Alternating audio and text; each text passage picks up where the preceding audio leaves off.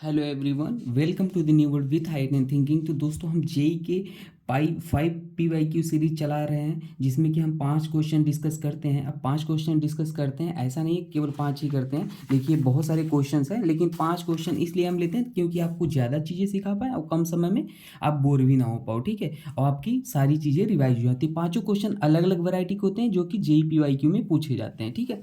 और जैसे ये सब भी PYQ ले रखे हैं, हम आपको नेक्स्ट वीडियो में बताएंगे। तो 5 5 क्वेश्चन का सीरीज है, प्लेलिस्ट है, आप इसको देखते रहना। हम कम समय में ज़्यादा चीज़ें सीखते हैं और मैक्सिमम चीज़ें रिवाइज कर लेते हैं। जो भी ट्रिक टेक्निक आता है वो भी सिखा देता हूँ क्वेश्चन के थ्रू, ठीक है। तो आइए स्टार्ट करते हैं सॉल्व करना। देखिए, पहले क्वेश्चन में पूछा था कि बताइए कि स्टेबिलिटी ऑफ कार्बोकेटायन ऑर्डर क्या हो जाएगा। तो मान लो अगर ये हमारे पास ए है, ये बी है, ये सी है, ये डी है, तो कार्बोकेटायन की स्टेबिलिटी कैसे देखते हैं दोस्तों? पता है, जो कार्बोकेटायन की स्टेबिलिटी होता है वो डायरेक्टली प्रोपोर्शनल होता है क्या? प्लस आई प्लस आर और प्लस एच। जो भी प्लस लगाने वाले इफेक्ट होते हैं, ग्रुप होते हैं, वो कार्बोकेटायन को स्टेबलाइज करते हैं। और भाई, अगर आपको इंडक्टिव रेजोनेंस हाइपर कंजुगेशन में देखना भी है तो रेजोनेंस सबसे डोमिनेट होता है, फिर हाइपर कंजुगेशन, फिर इंडक्टिव। अगर एरोमेटिसिटी कहीं दिख रहा है तो सबसे ज़्यादा स्टेबल होता है। तो ये होता है ऑर्डर इनका, अगर आपको सब मिक्स करके गिवन हो तो देखो यहाँ पे कैसे सॉल्व करोगे। इसमें तो रेजोनेंस हो रहा है, ये कार्बोकेटायन इस डबल बॉन्ड के साथ रेजोनेंस कर रहा है, ठीक है। अगर दोस्तों रेजोनेंस, इंडक्टिव, इन सब चीज़ों में दिक्कत है ना, मैं यहाँ पे तो बताऊंगा ही, लेकिन अगर बेसिक से पढ़ना है तो प्लेलिस्ट जीओसी का है, वहाँ पे देख लेना, बिल्कुल जीरो से एडवांस तक है, ठीक है। मैं यहाँ शॉर्ट में बताता जाऊँगा। तो ये रेजोनेंस कर रहा है भाई। अब देखो यहाँ पे ये क्या है, यहाँ पे आप देखोगे तो हमारे पास ये sp2 हाइब्रिडाइज कार्बन है। यहाँ पे देखो, ये sp2 है, कहीं ना कहीं माइनस आई इफेक्ट लगा रहा है। यहाँ पे sp3 है और यहाँ पे sp है, दिख रहा है आपको? ये sp2 sp और sp3 है। तो अब आपको एक बात समझना होगा कि भाई इन सब में, इसमें तो रेजोनेंस हो रहा है, तो ए वाला तो सबसे ज़्यादा होगा। अब बात करते हैं बाकी सब में। तो बाकी सब में हमें पता है इलेक्ट्रोनेगेटिविटी का ऑर्डर जो होता है वो sp2 फिर sp3 होता है। ये माइनस आई का ऑर्डर होता है, क्या? माइनस आई का। तो हमें पता है कार्बोकेटायन को क्या पसंद होता है? प्लस आई पसंद होता है। तो माइनस आई से दूर रहना चाहेगा, तो माइनस आई कहाँ ज़्यादा लग रहा है? यहाँ पे लग रहा है, तो डी वाला तो सबसे लास्ट में हो जाएगा, है ना भाई? वो तो एस पी देख रहे हो, माइनस आई ऑर्डर क्या है। तो यहाँ कहाँ पे कम माइनस आई लग रहा है? यहाँ पे लग रहा है, तो बी वाला सी वाला हो जाएगा, और उसके बाद बी हो जाएगा, क्योंकि यहाँ पर sp2 फिर डी हो जाएगा लास्ट में। तो ये ऑर्डर हो जाएगा कार्बोकेटायन का, ठीक है। तो उम्मीद करते हैं आपको कॉन्सेप्ट समझ में आ गया होगा। आइए इसमें देखते हैं। देखिए, इसमें पूछा था क्वेश्चन में कि बताइए कि resonance is not exhibit by, मतलब कहाँ पे रेजोनेंस नहीं हो रहा है। तो रेजोनेंस का एक कंडीशन लिख देता हूँ, इसे याद रख लेना, कभी गलती ही नहीं होगी। A B C, positive charge negative charge, या तो लोन पेयर, या तो डबल बॉन्ड, या तो ट्रिपल बॉन्ड। ये कंडीशन अगर कहीं सेटिस्फाइड हो रही है तो आप समझ जाना रेजोनेंस है, अगर कुछ भी नहीं दिमाग लगाना चाहते तो। दूसरी कंडीशन भी लिख देता हूँ, अगर यहाँ पे पॉजिटिव चार्ज है और यहाँ पे बी एटम पे लोन पेयर है तो भी होता है। अगली कंडीशन लिख देता हूँ, अगर मान लो यहाँ पे हमारे पास क्या नेगेटिव चार्ज है और यहाँ पे हमारे पास बी पे क्या है, वैकेंट डी ऑर्बिटल है, क्या है? वैकेंट ऑर्बिटल है, तो भी हमारे पास रेजोनेंस होता है। बस इस कंडीशन को सेटिस्फाइड करा लो, कभी आपको दिक्कत ही नहीं आएगा। तो देखो, यहाँ पे हमारे पास लोन पेयर, ये मान लो हमारे पास क्या है, ए है, ये बी है और ये सी है। तो देखो, A double bond, B B, फिर सिंगल बॉन्ड सी, सी पे लोन पेयर आ गया। देखो, लोन पेयर है ना, या तो पॉजिटिव चार्ज या तो नेगेटिव लोन पेयर। तो भाई यहाँ पे रेजोनेंस हो रहा है। यहाँ पे भी देखो हो रहा है कि नहीं? हाँ भाई, यहाँ पे तो ये बेंजीन रिंग में ही रेजोनेंस हो रहा है, उधर तो जाने की जरूरत ही नहीं। यहाँ पे हो रहा है का वही कंडीशन। देखो, ए बी और ये सी, इस ठीक है। तो ए डबल बॉन्ड बी, सी पे लोन पेयर, वही कंडीशन यहाँ भी हो रहा है, यहाँ भी हो रहा है, और यहाँ पे नहीं हो रहा है। यहाँ पे लोन पेयर तो है, लेकिन सिंगल बॉन्ड हमें क्या बोला?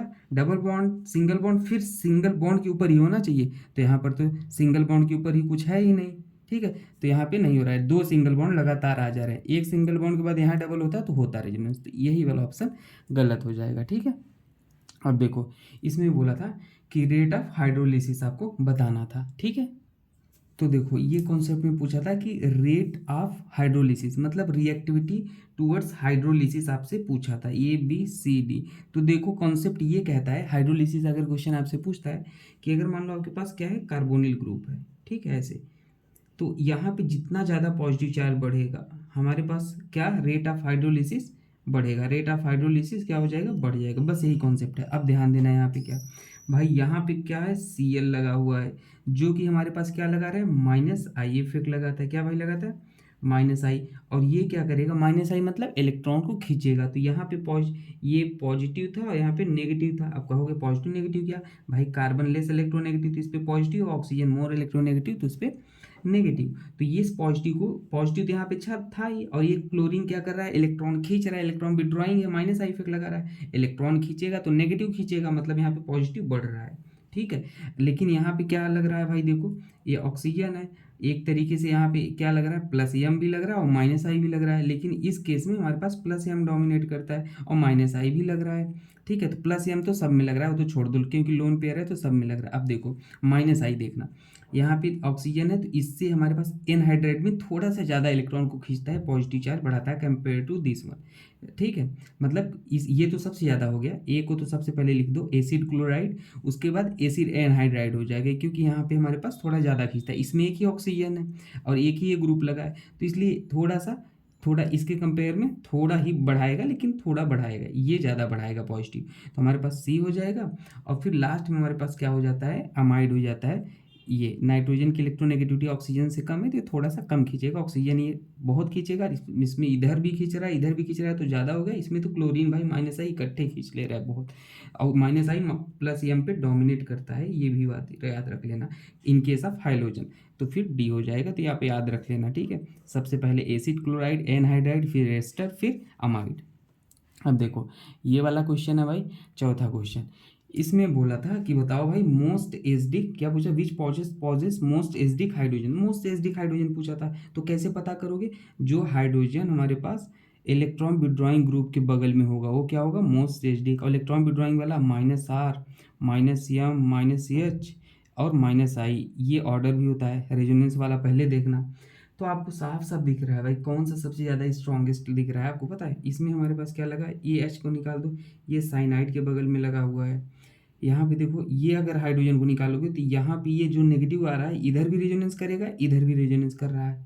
समझ पा रहे हो आप, ये इधर भी रेजोनेंस, इधर भी रेजोनेंस कर रहा है। ये सब तो माइनस आई माइनस एम लगा ही रहे हैं, लेकिन यहाँ पे जो हाइड्रोजन है और ये सब हाइड्रोजन ही, यहाँ पे निकालोगे एक ही रेजोनेंस कर रहा है, यहाँ पे निकालोगे तो ये नेगेटिव है और एसपी है, लेकिन इंडक्टिव को तो हम कम मानते हैं। लेकिन यहाँ पे रेजोनेंस भाई इधर भी और इधर भी रेजोनेंस कर रहा है। तो जो मोस्ट एसिडिक हाइड्रोजन है अपने पास किसके पास है, इसी के पास है, ठीक है। ये बात याद रख लेना, ठीक है। अब आइए इस क्वेश्चन को समझ लेते हैं। इसमें पूछा था डिक्रीजिंग ऑर्डर ऑफ एसिडिटी, ठीक है। तो एसिडिटी का ऑर्डर पूछा था, ए हाइड्रोजन, बी हाइड्रोजन है, सी हाइड्रोजन है, डी हाइड्रोजन है, तो एसिडिटी ऑर्डर कैसे डिक्रीज होगा। तो भाई सीधी बात है, जो हाइड्रोजन जितना ज़्यादा इलेक्ट्रॉन विड्रॉइंग ग्रुप से लगा हुआ होगा उसकी हमारे पास एसिडिटी क्या हो जाती है, ज़्यादा हो जाती है। यही कॉन्सेप्ट है अपने पास। तो कैसे आप सॉल्व कर लोगे इसको, देखो हमारे पास यहाँ पे क्या लगा हुआ है, कार्बोक्सिलिक एसिड है ये हमारे पास, और यहाँ पे अनायन एसिड कैसे बनाते हो भाई, आपके पास कोई एसिड है कैसे बताते हो एसिडिटी, उससे H प्लस निकालते हो, कंजुगेट बेस बनाते हो, कार्बन आयन कंजुगेट बेस ही तो है। और यहाँ पे हमारे पास ये बना है, ठीक है। तो यहाँ पे जो हमारे पास कार्बन आयन है ना, ये भाई COOS जो है ना, ये क्या माइनस एम इफेक्ट लगाता है। और भाई कार्बोक्सिलिक एसिड का इक्विवेलेंट रेजोनेटिंग स्ट्रक्चर आता है, दो इक्विवेलेंट रेजोनेटिंग स्ट्रक्चर आता है। तो भाई एक बात तो पता हो गया कि बी वाला तो सबसे ज़्यादा हो जाएगा। और यहाँ पे जो हाइड्रोजन है ये अगर निकाल दोगे तो ये कार्बन आयन पूरे बेंजीन रिंग पे रेजोनेंस कर रहा है, ठीक है, ये वाला। और इसलिए, और यहाँ पे कहोगे सर यहाँ पर भी तो कर रहा है, लेकिन दोस्तों यहाँ पे ना मेटा पोजिशन पे कभी भी हमारे पास रेजोनेंस नहीं होता है, ये बात याद रख लेना। ये पैरा पे है, तो हमारे पास ये, उसके बाद हमारे पास सी हो जाएगा और फिर डी हो जाएगा, ठीक है। और लास्ट में हमारे पास ए हो जाएगा, क्योंकि ये तो एसपी इंडक्टिव लगा रहा है तो इसलिए हमारे पास ये वहाँ पे लास्ट में कर देना, ठीक है। तो ये ऑर्डर हमारे पास हो जाएगा। तो ये 5 क्वेश्चन हमने डिस्कस कर लिए। बाकी आपको कुछ डाउट हो तो कमेंट में पूछ लेना। बाकी प्लेलिस्ट आप चेक कर लेना, बहुत सारे क्वेश्चन बहुत ही वैरायटी के बढ़िया सोल्यूशन के साथ मिलेंगे। और डिटेल में देखना होगा तो GOC है, बाकी ट्रिक टेक्निक ऐसे आप रिवाइज कर लो, ठीक है। Thank you.